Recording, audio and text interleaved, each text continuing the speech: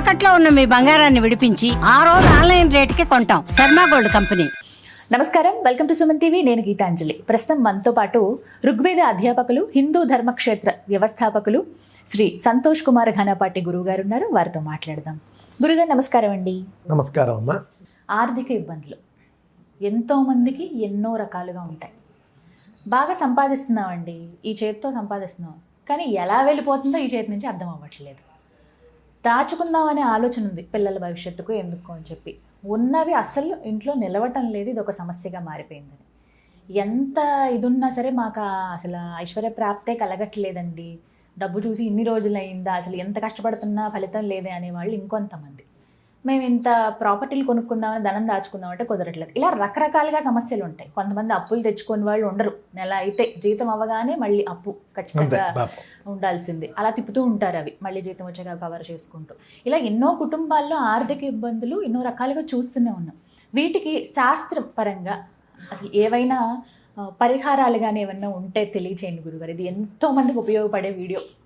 తప్పకుండానండి.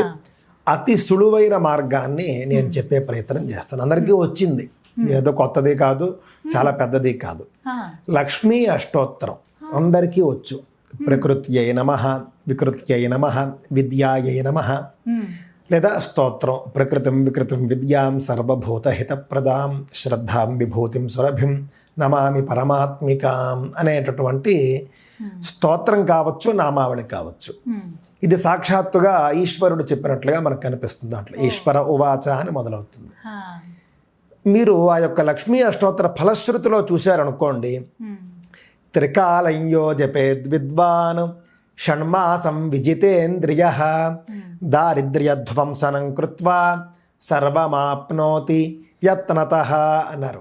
త్రికాలం యహ జపేద్ విద్వాన్ షణ్మాసం విజితేంద్రియ. 6 మాసాలు 6 నెలల పాటు 3 పూటల ఉదయం, మధ్యాహ్నం, సాయంత్రం లక్ష్మీ అష్టోత్తర శత నామావళి చెబితే మేలు. స్తోత్రం కంటే కూడా ప్రకృత్యై నమః, వికృత్యై నమః అలా చెప్పుకోవడం మేలు. అలాగ ఉదయం, మధ్యాహ్నం, సాయంత్రం ఎవరైతే 6 మాసాల పాటు చక్కగా రోజు పారాయణ చేస్తారు, ఆడవాళ్ళైతే కనుక ఇంట్లోకి రాని 4 రోజులు వదిలిపెట్టి 6 మాసాలు, మగవాళ్ళైతే 6 మాసాలు. విజితేంద్రియ అని కూడా అన్నారు, అంటే బ్రహ్మచర్యం పాటిస్తూ. జితేంద్రియత్వం అంటే చాలా ఉంటాయి. బ్రహ్మచర్యంతో పాటుగా మాంసాన్ని వదలాలి, రుచుల్ని వదలాలి, అన్ని రకాలుగా మనస్సును నియంత్రించుకుని 6 మాసాలు చేస్తే ఖచ్చితంగా ఫలితం వస్తుంది. ఇది మొదటి మార్గం.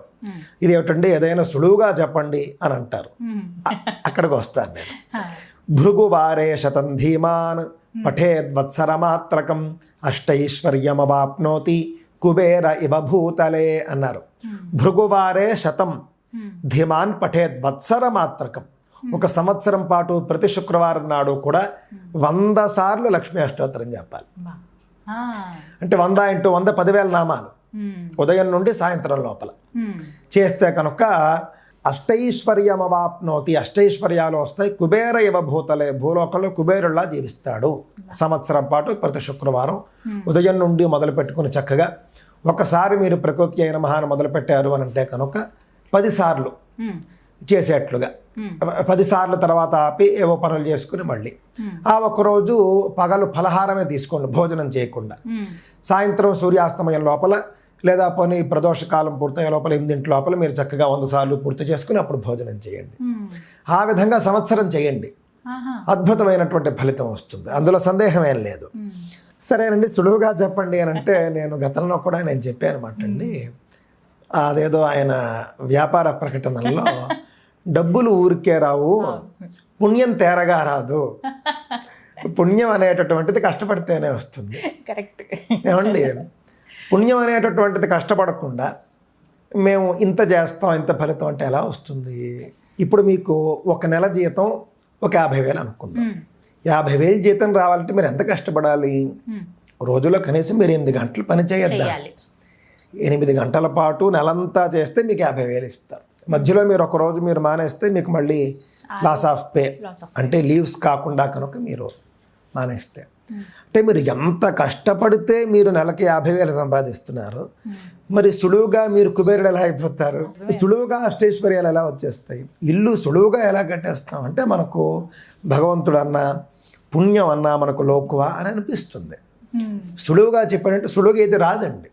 సులువుగా ఏది రాదు. సులువుగా వచ్చింది ఏది మనతో ఉండదు.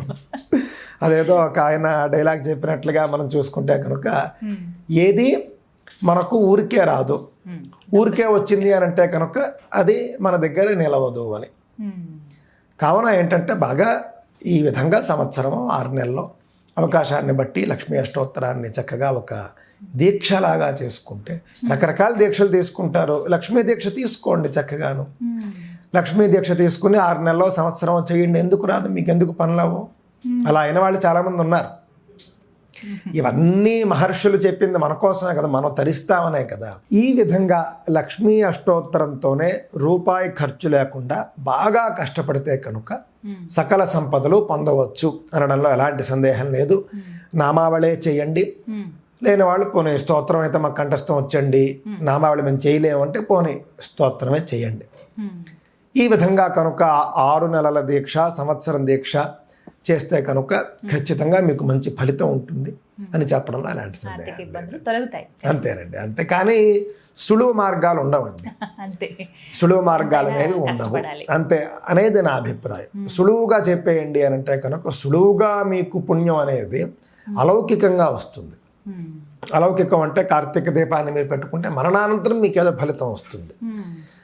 అంతే తప్ప ఇప్పటికిప్పుడు మీకు కావలసినటువంటివి కొన్ని రావాలి అని అంటే కనుక బాగా తీవ్రంగా శ్రమించాల్సిందే. చక్కగా వివరించారు. ధన్యవాదాలండి. నమస్కారం.